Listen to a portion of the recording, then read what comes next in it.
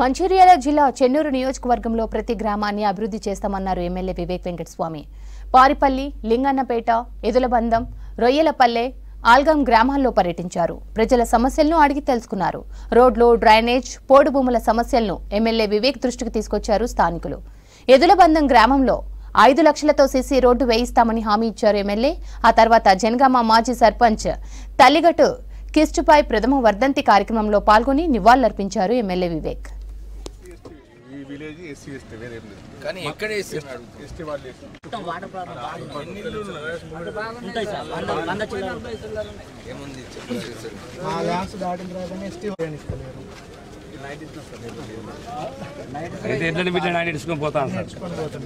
అందరం మేనిఫెస్టోలో కూడా పెట్టినాము.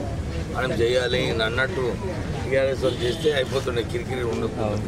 పుట్టి అయినా మనం వచ్చిన తర్వాత వీళ్ళు నోటీస్ ఇస్తారు. పోయి నేను మాట్లాడతాను.